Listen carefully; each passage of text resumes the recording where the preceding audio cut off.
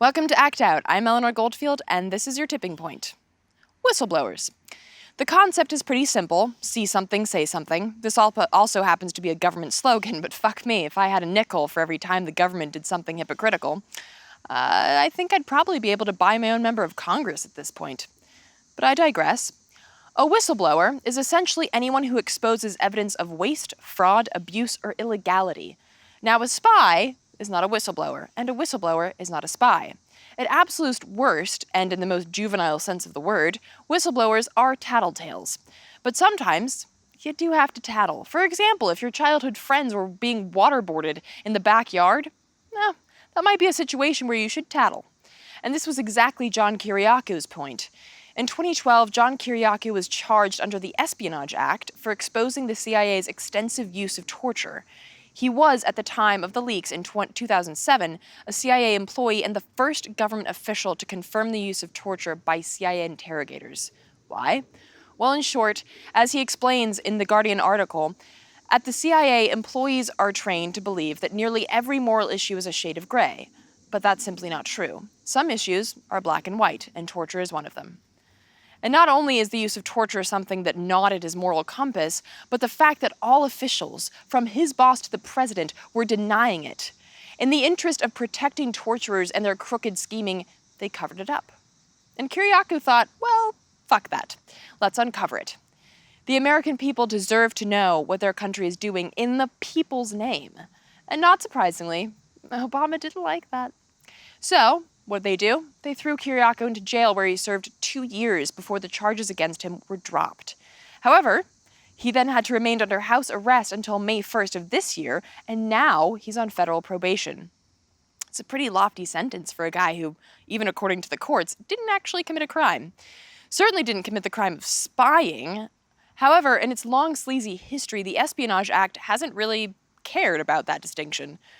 In fact, it was originally used against political enemies, from Victor Berger, a socialist, to Eugene Debs, also a socialist, who was in fact sentenced to 10 years in jail just for speaking out against the Espionage Act. Yay, freedom.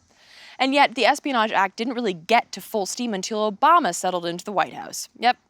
Good old I Heart Transparency Obama has prosecuted 7 people. I can't even do that on one hand. 7 people under the Espionage Act. That's more than all other administrations combined. The aforementioned John Kiriakou is one of them. Thomas Drake, Shemai Leibowitz, Stephen Jinwoo Kim, Chelsea Manning, Jeffrey Sterling, and Edward Snowden are the others.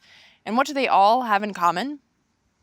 Well, besides being charged as enemies of the state, they've been extra-legally, or outside the legal system, extra-legally treated like enemies of the state, guilty until proven innocent.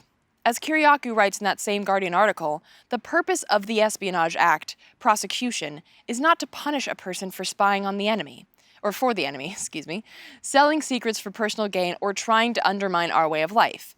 It is to ruin the whistleblower personally, professionally, and financially.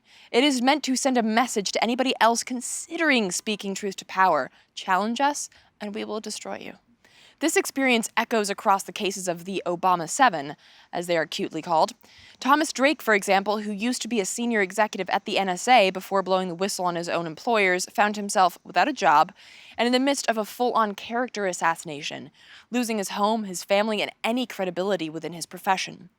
Edward Snowden, I'm sure you've heard of him, another fine example, smeared as arrogant, egomaniacal, an anti-American college dropout traitor. Chelsea Manning, traitor, clearly mentally ill, thrown into a barbaric Marine prison for over a year, then denied the chance to even appear in court to defend herself until almost 2 years after the arrest. She is now serving a 35-year sentence. Yeah, the goal is pretty clear. Break the whistleblower so as to dissuade others from standing up to the system. And last week, the fascist hammer fell on Chelsea again when she was threatened with indefinite solitary confinement because of toothpaste. I'm serious. Toothpaste and reading materials. Expired toothpaste found in her cell brought a charge of medicine misuse. A copy of Malala, The Many Faces of Anonymous, a novel on transgender issues, and a Cosmo magazine, which may be a shitty magazine, but certainly doesn't warrant solitary confinement. That brought a charge of prohibited property. On top of that, she was also charged with 1 count of putting food onto the floor, and 1 count of being quote-unquote contemptuous to a guard. Now, you don't have to be Sherlock Holmes to feel that this case isn't quite right. I wonder if it has anything to do with her burgeoning Twitter account with 50,000 plus followers, or the fact that thousands of people across the world support her unconditional release. And in fact, last week, activists delivered more than 100,000 signatures to the US Army at the Pentagon calling for the new charges to be dropped. And they sort of were. Although Chelsea was found guilty of possessing prohibited materials, she will not be facing solitary confinement. According to her official Twitter account, she will instead receive a 21-day suspension of recreation.